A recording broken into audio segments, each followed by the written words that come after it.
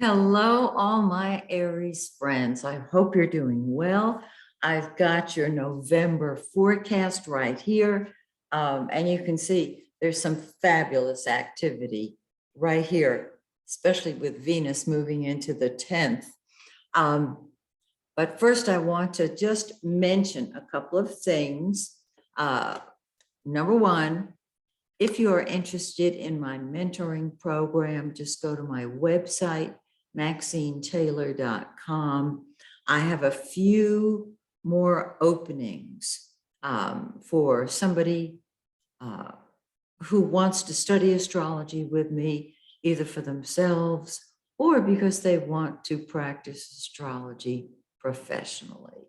This is like no other program I've ever taught. I think you'll enjoy it. And for those of you in the Eastern time zone, remember, we're going back to standard time. Now, Arizona and Hawaii, you've been on standard. So you have been blessed. Okay. Keep in mind, Mercury comes out of the shadow of the retrograde November 2nd. Venus enters the shadow of the retrograde on November 18th. Between those 2 days, you can start new projects. All right. So, having said that, look at this lovely chart. This is just terrific.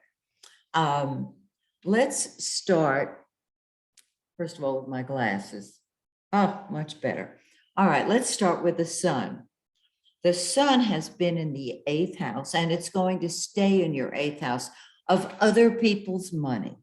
This is wills, this is taxes, this deals with any mutually beneficial financial projects that you're involved in. It also deals with secrets. And so you are unearthing secrets at this time that will come to light, excuse me, that will come to light very clearly when the sun moves into the 9th house of truth, of honesty, and of spreading your wings and soaring. So you're in detective mode, psychic detective mode until the 21st, and then you're ready to spread your wings and soar. I love it. Now, Mercury, of course, it's no longer retrograde. So Mercury is the blue planet. It's just racing from the 7th house of relationships. And this is all kinds of relationships. This can be a personal relationship or romantic relationship. If you're in sales, your customers, this deals with the one-on-one situation. On the 5th, Mercury enters the 8th house, joins the sun there, and whatever planet is in the 8th house, that planet undergoes a transformation. So your ego is undergoing a transformation, the sun being the ego, and your thinking is undergoing a transformation. You're re-examining any joint financial arrangement you've been involved in. Super. This is the house of the psychic detective. And there are times that you, while the sun and Mercury are sitting in that 8th house, you're going to want to be by yourself. On the 24th, when Mercury, our conscious mind, joins the sun in the 9th house, you truly are seeing a much bigger picture than you thought was available to you. You have options that are open to you that you might not have recognized. I think this is great. And so there you are. Absolutely terrific. I mean, I love the idea that between November 2nd and November 18th, we can start new projects, and that this particular 8th house of transformation, particularly when it comes to secrets, when it comes to private things, private situations. And of course, money, as I said, you'll get the clarity that you want. By the time the sun and Mercury are in that ninth house, you are off and running. So let's talk about Mars, the red planet. Mars is in the eighth house. Now, Mars is passion. Mars is gunfire. Mars is what we throw ourselves into. Mars is what we fight with and fight for. And Mars is in its own sign, Scorpio. And that makes it even stronger. For those of you who may be new to astrology, Mars and Pluto co-rule Scorpio, okay? So here we go. We've got Mars in its own house, intense. There can be anger over joint finances.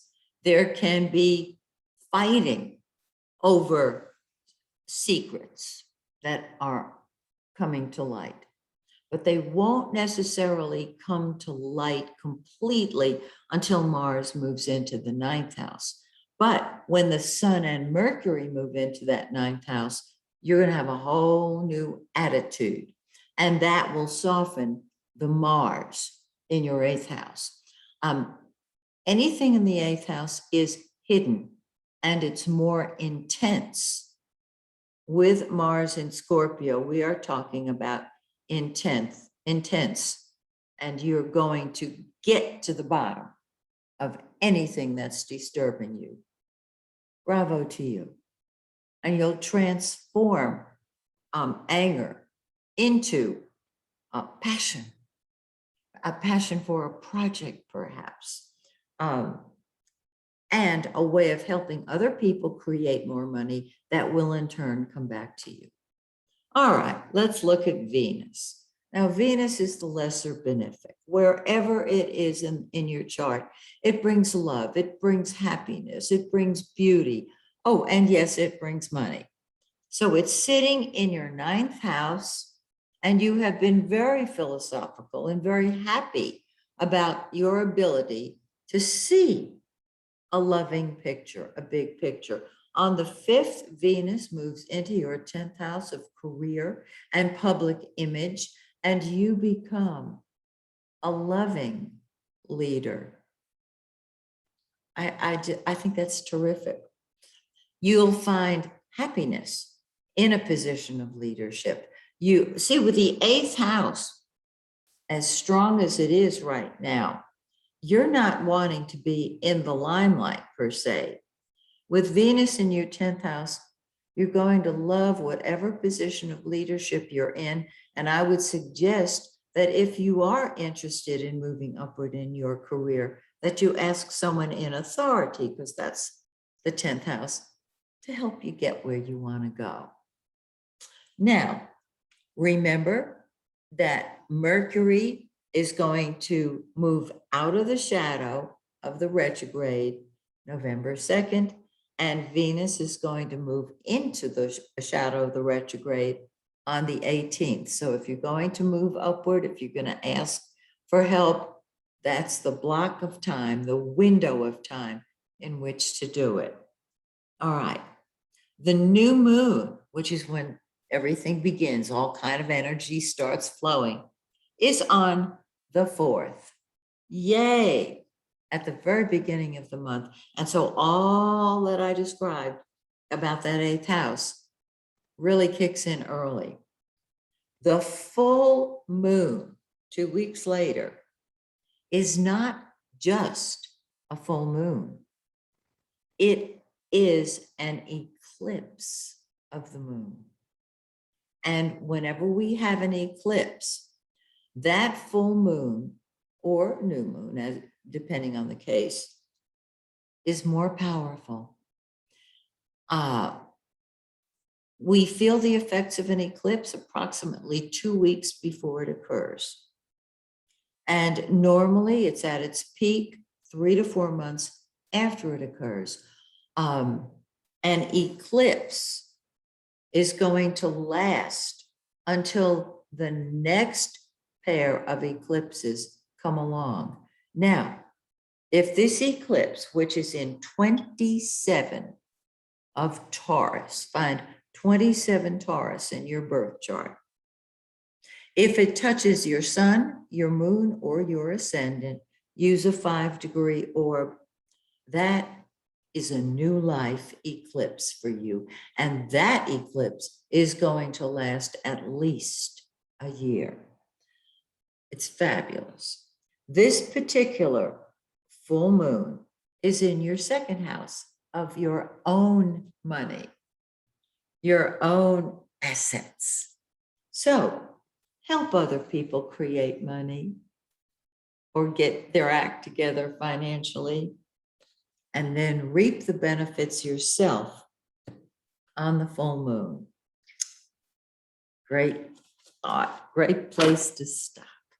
So I hope you've enjoyed your forecast, and I hope that you'll join me next month when, once again, I take a look at your beautiful Aries forecast. Until then, may the stars shine brightly on you and yours. Bye to all my Aries friends.